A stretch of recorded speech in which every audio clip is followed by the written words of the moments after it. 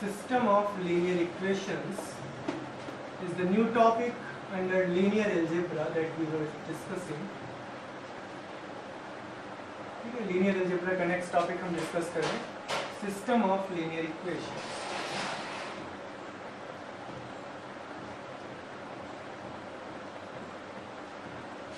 जब भी हम लोग सिस्टम ऑफ लीनियर इक्वेशंस की बात करते हैं तो हमारे पास कुछ लीनियर इक्वेशंस सामने होते हैं और वो अकेले नहीं होते हैं, उनका ग्रुप होता है. इसको हम कई बार साइमल्टेनियस लीनियर इक्वेशंस भी बोलते हैं. क्या बोलते हैं? Simultaneous equations. अब हम लोग मैट्रिक्स अलजेब्रा का यूज करेंगे उन साइमल्टेनियस इक्वेशंस को सॉल्व करने में. We will solve those simultaneous equations by using matrix algebra. कैसी दिखती हैं simultaneous equations? अभी दो फॉर्म में होती हैं, दो तरीके से दिख सकती हैं. उनका फॉर्म समझ ले सबसे पहले आप. पहला फॉर्म होता है कि ये इक्वेशंस नॉन होमोजीनियस हो और दूसरा फॉर्म होता है होमोजीनियस. तो these equations नेम की नॉन होमोजीनियस simultaneous equations और they may be homogeneous simultaneous equations. These are two conditions you may come across: non-homogeneous and homogeneous. कब आप non-homogeneous बोलेंगे और कब आप homogeneous बोलेंगे, ये समझ लें. सबसे पहला फॉर्म होगा a1x plus b1y plus c1z is equal to d1. a2x plus b2y plus c2z is equal to d2. a3x plus b3y plus c3z is equal to d. यहाँ भी कुछ ऐसा ही फॉर्म मिलेगा. a1x plus b1y plus c1z, a2x plus b2y plus c2z और a3x plus b3y plus c3. हम two equations भी ले सकते हैं. टू वेरिएबल्स होंगे तो आप टू इक्वेशंस ले सकते हैं जिसे आप सिस्टम ऑफ लीनियर इक्वेशन बोलेंगे. अंतर इस बात का है कि यहाँ पे d1, d2, d3 तीनों जीरो हो जाता है. ऐसे इक्वेशंस को आप क्या बोलेंगे? होमोजीनियस. इसमें तीनों जीरो नहीं होना चाहिए. All of d1, d2 and d3 are not zero at the same time. ठीक है, ये बात आप नोट कर लें. Are not zero at the same time. एक ही समय में तीनों जीरो नहीं होना चाहिए. ठीक, तो ऐसी इक्वेशंस को आप बोलने वाले हैं नॉन होमोजीनियस इक्वेशन या नॉन होमोजीनियस साइमल्टेनियस इक्वेशन या non homogeneous system of linear equations in three variables right now. यहाँ पे homogeneous system of linear equations right now three variables are involved here. ठीक है, तो इस तरीके से आपने सिस्टम ऑफ लीनियर इक्वेशन क्या है समझ लिया. अब एक्चुअल में हम लोग करेंगे क्या इनके साथ? We will work on solution of these equations. Solution का मतलब क्या है बेटा? हमेशा solution का मतलब होता है involved variable की वैल्यू बताना. So right now a, b, c, d, a1, b1, c1, d1 whatever you have used is not a variable. It is constant. Equation generally आपको ऐसे मिलेगा. a1 की जगह 3 होगा, b1 की जगह 2 होगा, c1 की जगह 4 होगा, और d1 की जगह कुछ होगा. These are constant coefficient. Variable is only x, y and variable क्या है आपके पास? x, y और z है. तो solution का मतलब होगा इन वेरिएबल की value. And now we are discussing the solution. मतलब हम किस चीज को जानने का काम करना चाह रहे हैं? We want to find out methods to find out ax, y and z. हम लोग मेथड्स निकालना चाह रहे हैं, हम लोग तरीके डेवलप करना चाह रहे हैं जिससे हम x, y, z निकालें. मैट्रिक्स का यूज करें. सॉल्यूशन ऑफ साइमल्टेनियस इक्वेशन और सिस्टम ऑफ इक्वेशंस. तो आपके पास system of equations as the name suggest आपके पास कई इक्वेशंस हैं. राइट नाउ कितनी इक्वेशंस आप डील कर रहे हैं? 3 इक्वेशंस. सॉल्यूशन का मतलब आप x, y और z की वैल्यू निकालना चाहते हैं. यहाँ भी सॉल्यूशन का मतलब आप x, y और z की वैल्यू. आप लोगों ने डिस्टिंग्विश किया है नॉन होमोजीनियस और होमोजीनियस में किस बात का अंतर होता है? होमोजीनियस में तीनों ही जीरो होने चाहिए और यहाँ पे तीनों एक साथ जीरो नहीं होना चाहिए. ठीक है, इस बात का. चलिए, आपने रैंक निकालना सीख लिया है. अब मैं आपको एक चीज नई चीज सिखाता हूँ. अब यहाँ पे आप लोग एक ऑगमेंटेड मैट्रिक्स क्या बनाए? Augmented matrix. किसे बोलते हैं ऑगमेंटेड मैट्रिक्स? ऑगमेंटेड मैट्रिक्स हम बी से डिनोट करते हैं, और ऑगमेंटेड मैट्रिक्स के लिए आप लोग यूज करेंगे A1, B1, C1, A2, B2, C2, A3, B3, coefficient बनाए। ये मैट्रिक्स ए दे देता है, कैपिटल ए मैट्रिक्स को देता है। साथ ही साथ थोड़ा सा सेपरेशन करके आप इस कांस्टेंट टर्म को लिखें।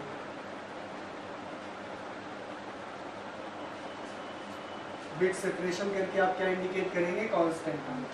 ठीक, इस एंटायर मैट्रिक्स को आप क्या बोलेंगे? Augmented matrix. क्या बोलेंगे? ऑगमेंटेड। इस ऑगमेंटेड मैट्रिक्स में एक पोर्शन किसे इंडिकेट कर रहा है? ए को। ये एंटायर पोर्शन किसे इंडिकेट कर रहा है? मैट्रिक्स ए को। और ये पोर्शन किसे इंडिकेट कर रहा है? मैट्रिक्स बी को। आपके पास दो पोर्शन है, एक पोर्शन कौन है?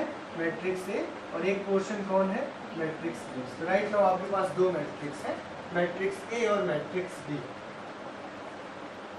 तो पहला पोर्शन इंडिकेट कर रहा है मैट्रिक्स ए को, और दूसरा पोर्शन इंडिकेट कर रहा है मैट्रिक्स बी को। आप इस ऑगमेंटेड मैट्रिक्स को बी डैश से भी डिनोट कर सकते हैं, नो प्रॉब्लम। बोलिए कोई डाउट नहीं? इस ऑगमेंटेड मैट्रिक्स को आप किसी और नाम से भी रिप्रेजेंट कर सकते हैं, बी डैश से रिप्रेजेंट कर। ठीक, डैश का मतलब लेकिन यहाँ पे ट्रांसपोज मत लेना, डैश का मतलब ट्रांसपोज मत लेना, बी से ही रहने देते हैं। ठीक है,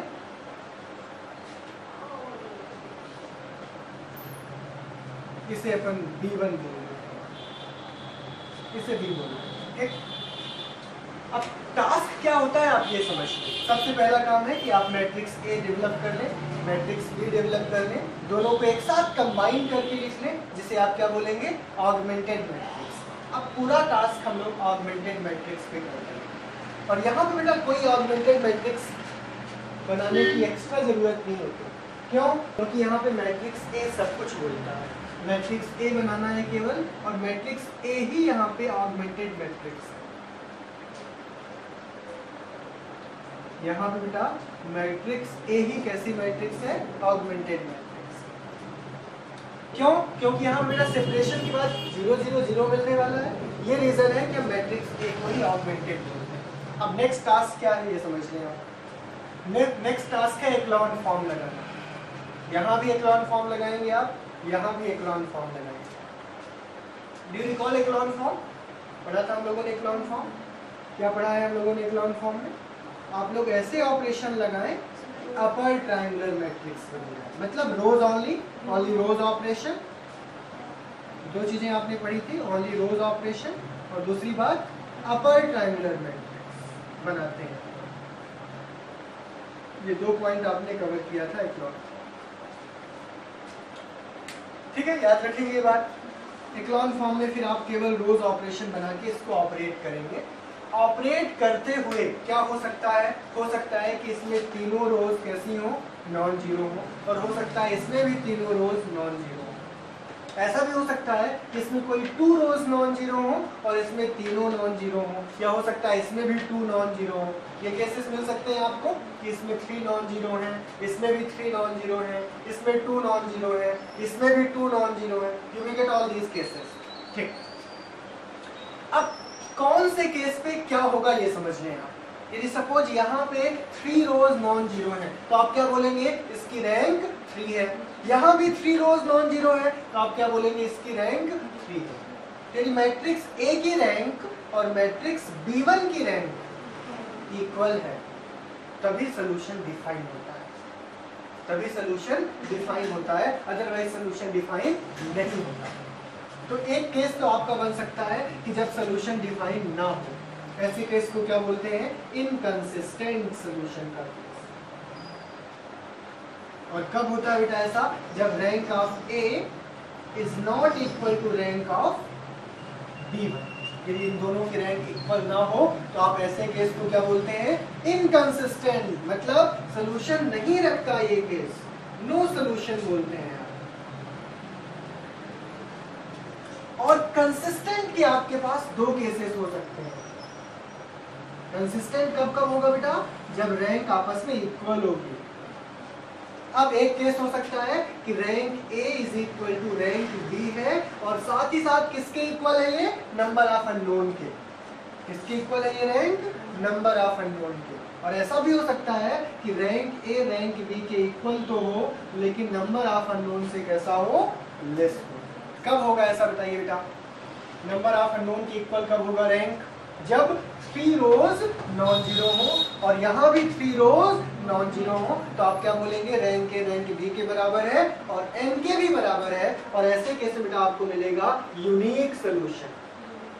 क्या मिलेगा? Unique solution. और यदि रैंक ए रैंक बी से इक्वल तो है लेकिन अननोन से कम है रैंक, मतलब कब होगा ऐसा केस? जब आपके पास 2 रोज नॉन जीरो हो, तीसरी पूरी जीरो हो और यहाँ भी 2 रोज नॉन जीरो हो, तीसरी पूरी जीरो हो। ऐसे केस में क्या बोलेंगे आप इसको? Rank is equal to rank A is equal to rank B but it is equal to 2, मतलब 3 की इक्वल नहीं है। तो ऐसे केस में आप क्या बोलेंगे कि ये इनफाइनाइट मिनी सोल्यूशन रखता है। क्यों बेटा ऐसा क्यों होता है? क्योंकि ऐसे केस में हम आर्बिट्ररी कांस्टेंट खुद से मानते हैं जो वेरी करता रहता है। आर्बिट्ररी कांस्टेंट कितने मानेंगे आप? n माइनस रैंक के बराबर। यदि आपकी रैंक 2 है दोनों की और अननोन कितने हैं? 3 हैं, तो कितने आर्बिट्ररी कांस्टेंट खुद से मानेंगे आप? 3 माइनस 2। बाद में रैंक इसकी 1 होती, इसकी भी 1 होती, तो फिर कितने आर्बिट्ररी कांस्टेंट खुद से मानते? 3 माइनस 2, मतलब 2 आर्बिट्ररी कांस्टेंट आप खुद से मानते। तो जब भी आप नॉन होमोजेनियस इक्वेशन का सॉल्यूशन लेंगे तो आपके पास दो केसेस होंगे, या तो इनकंसिस्टेंट सॉल्यूशन होगा। कब होगा इनकंसिस्टेंट? जब इसकी रैंक कुछ और हो और इस पोर्शन की रैंक कुछ और हो। और कंसिस्टेंट कब होगा? जब इसकी रैंक और इसकी रैंक इक्वल हो। अब इक्वल के दो केसेस होंगे, जब इसकी रैंक 3 हो और इसकी भी 3 हो, तीनों नॉन जीरो हो इसमें भी और तीनों नॉन जीरो का मतलब क्या होता है? मतलब इसमें नॉन जीरो एलिमेंट हो, इसमें भी नॉन जीरो एलिमेंट प्रेजेंट हो, इसमें भी नॉन जीरो एलिमेंट प्रेजेंट हो। कब? एक्लॉन फॉर्म बदलने के बाद।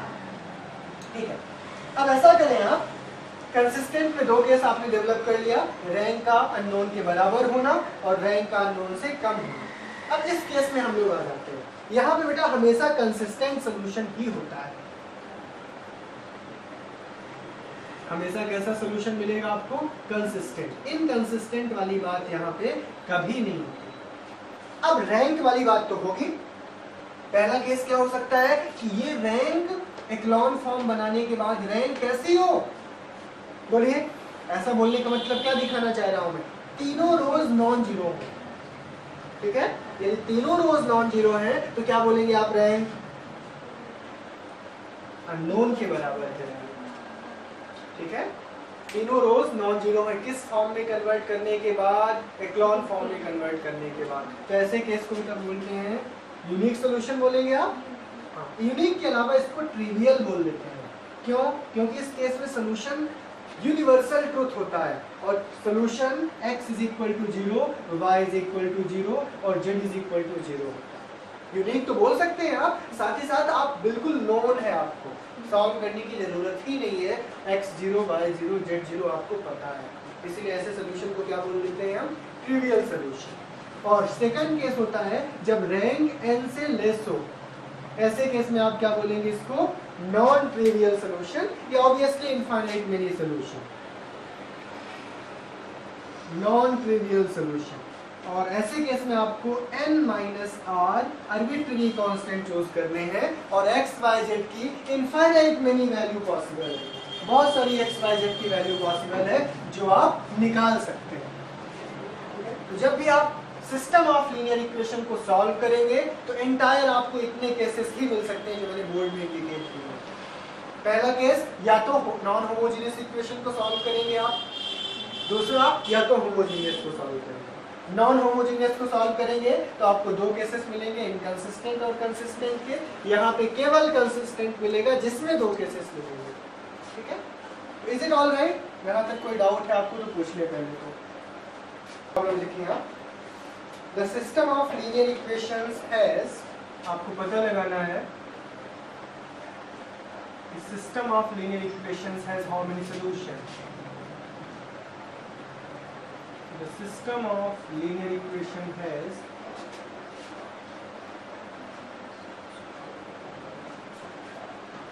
सबसे पहला आपको इक्वेशन गिवन है 4x plus 2y is equal to 7. दूसरी इक्वेशन गिवन है 2x plus y is equal to 6. आपके पास 4 ऑप्शन है. यूनिक सोल्यूशन, सेकंड ऑप्शन है नो सोल्यूशन, थर्ड ऑप्शन है infinite mini solution, and the fourth option is exactly 2 distinct solution.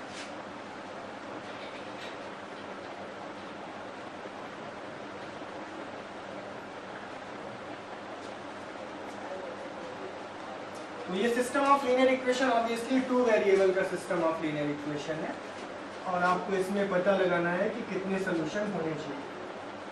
तो सबसे पहला task है कि आप ऑगमेंटेड मैट्रिक्स बना लो. अभी नाम दिया था आपने ऑगमेंटेड मैट्रिक्स का. कैसे बनाना है? 4 2 2 1 और 7 6. इसके बाद नेक्स्ट टास्क क्या करोगे? आप एक्लॉन फॉर्म में कन्वर्ट करोगे. डायरेक्टली आप इसको एक्लॉन फॉर्म में बदल सकते हैं. क्या ऑपरेशन लगाते हुए? R2 is equal to twice R2 minus R1. क्या ऑपरेशन देगा बेटा ये? फर्स्ट रो में कोई ऑपरेशन नहीं लगा है. ट्वाइस R2 मतलब 2 2 जा 4 minus 4 0. Twice R2 means 1 into 2 2 2 minus 2 0. Twice R2 means 12 minus 7. कितना बेटा 12 माइनस 7? 12 minus 7 plus 5. कैसा एक्लॉन फॉर्म के बाद कैसा फॉर्म दिख रहा है आपको? इसके पास आपको दिख रहा है फर्स्ट में केवल फर्स्ट रो नॉन जीरो है, सेकंड रो पूरा का पूरा जीरो है, और इस पार्ट में क्या दिख रहा है? दोनों नॉन जीरो है. What does it mean? Rank A 1 है जबकि रैंक बी 2 है. मतलब rank A is not equal to rank B. मतलब नो सोल्यूशन. ठीक है. 1 मार्क का आया हुआ क्वेश्चन है. बहुत ही simple question. Is it all right? कर पाएंगे ऐसे क्वेश्चंस? चलिए next question. Solve system of linear equation. इसमें भी आपको यही ऑप्शन देता हूं मैं. Solve system of linear equation. 2x plus 3y plus z is equal to 9. 2x plus 3y plus z is equal to 9. 4x plus y is equal to 7. x minus 3y minus 7z is equal to 6. 4 options लिख लें आप. x is equal to 1 2 3 1 3 2 1 minus 3 और 2 और 1 3 minus. चलिए try करिए पहले आप, फिर मैं करवाता हूँ. आया बेटा आप लोगों का आंसर? नहीं आया तो देखिए फिर. सबसे पहले आप ऑगमेंटेड मैट्रिक्स बनाएंगे 2 3 1. ठीक है. फिर 4 1 0, फिर 1 माइनस 3 माइनस 7.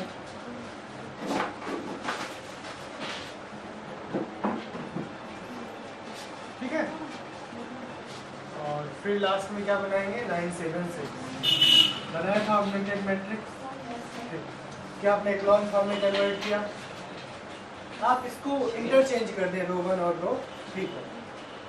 रो 1 और रो 3 को इंटरचेंज कर दें. डी मैट्रिक्स है तो 1 माइनस 3 माइनस 7 6. फिर इसके बाद 4 1 0 और 7 इसके बाद 2 3 1 और 9। ठीक है, ऐसा क्यों किया मैंने कंडीशंस रखी थी कि आप फर्स्ट एलिमेंट को क्या बनाइए, 1 बनाइए। यहाँ पे फर्स्ट एलिमेंट 1 है, नहीं था, इसलिए मैंने इंटरचेंज किया ताकि 1 हो जाए। ठीक, इसके बाद क्या ऑपरेशन लगाएंगे आप, इसको 0 बनाएंगे और इसको 0 बनाएंगे। इसके लिए क्या करें, R2 is equal to R2 minus 4 R, और साथ ही साथ R3 is equal to R3 minus 2 R। ठीक है, क्या बनेगा ऐसा करने से,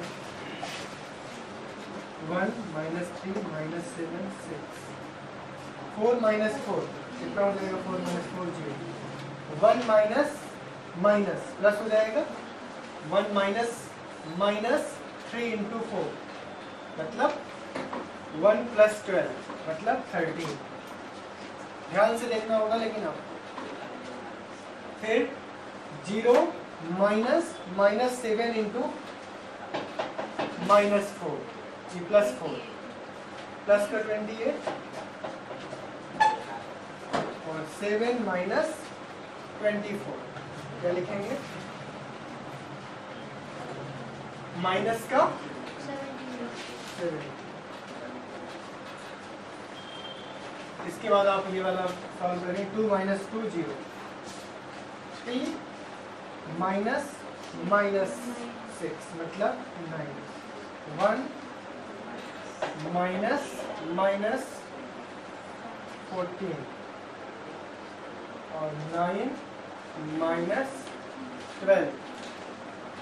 ठीक है, एक बार कंफर्म कर लें, वापस से रीचेक कर लें इसको एक बार। अब नेक्स्ट टास्क क्या होता है हम लोगों का इक्लॉन फॉर्म में, इसको 0 बनाए।